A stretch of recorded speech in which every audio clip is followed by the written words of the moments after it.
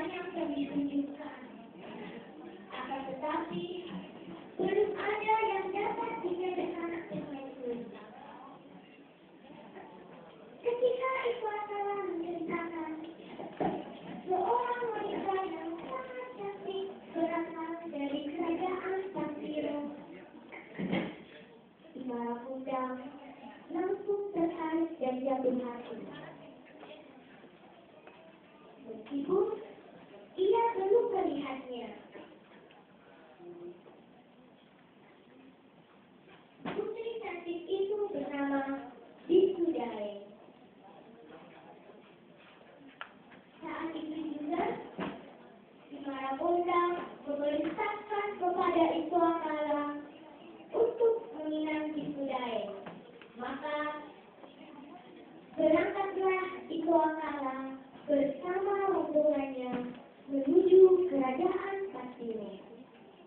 Namun, apa yang terjadi di kerajaan Pasiro? Mereka mendapat hinaan dari Raja Pasiro. Saya tidak sudi menerima hinaan seekor berang dan bermelakukan seekor monyet. Pergilah kalian dari sini. Sambil mengusir Iqwatala dengan perasaan sedih.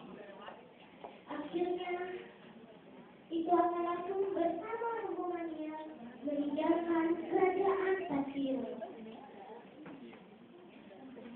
Sampai di kerajaan Ako, Iqwatala menceritakan semua peristiwa yang telah dialaminya.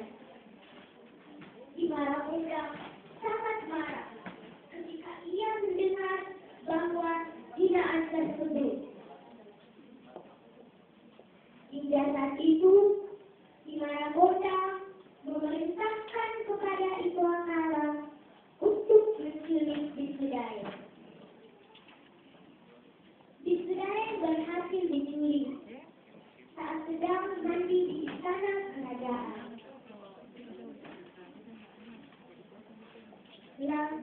Di istana kerajaan. Setiap malam, Bisudae sangat sedih. Ia berdoa pada Yang Maha Kuasa.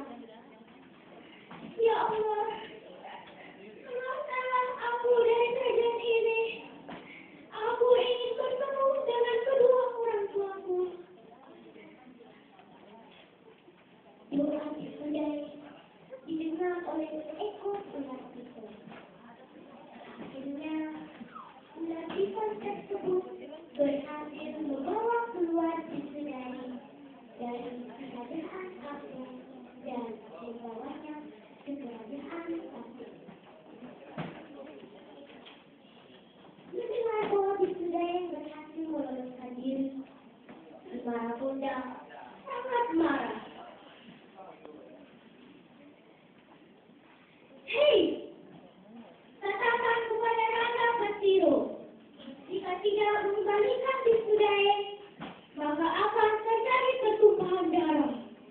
Saya akan menghancurkan kerajaan Pasiro, kata Imara Kundang. Dengan perasaan terpaksa, akhirnya Raja Pasiro menyanggupi menikahkan Bisudae bersama Imara Kundang. Baiklah, saya menyetujui pernikahan ini. Tapi dengan satu syarat. Buatkan rumah yang tidak memiliki jendela dan hanya memiliki satu pintu yang terbuat dari daun lipas, kata Raja Pasiro. Akhirnya, Imara Kundang menyanggupi persyaratan yang ditetapkan Raja Pasiro. Tapi mereka tidak mengetahui bahwa itu hanya sebuah jebakan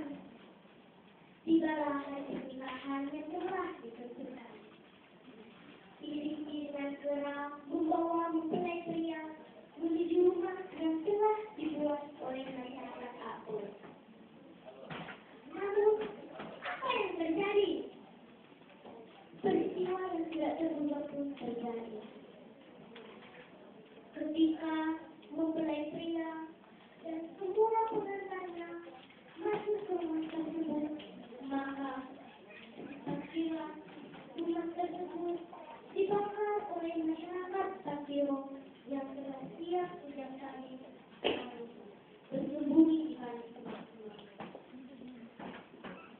Dengan kesaksiannya, itu akan dapat meloloskan diri. Dengan cepat kilat, ia melompat ke atap sambil menggendong seekor kera yang sedang bersih. Namun, malang baginya, pangkat kera itu tersulut api hingga pangkatnya menjadi belang. Karena menggumali, akhirnya ia bertapa di sebuah gua yang ada di timur. Karena lamanya bertapa, maka tubuh itu akan menyatu dengan batu. Patung Swakala masih dapat disaksikan sampai saat ini. Dan tempat gua itu akan bertapa diberi nama Gua Swakala. Konon, itu akan sering muncul di sekitar pemandian wisata Batimuru dalam bentuk kera berwarna keabu-abuan, mirip Hanoman dalam cerita Ramayana. Tempat kolam permandian Ibu Sudai masih dapat disaksikan hingga saat ini, yakni di air terjun kedua di Batimuru. Dan kera raksasa itu akala ini menjadi simbol permandian alam Batimuru. Demikianlah cerita saya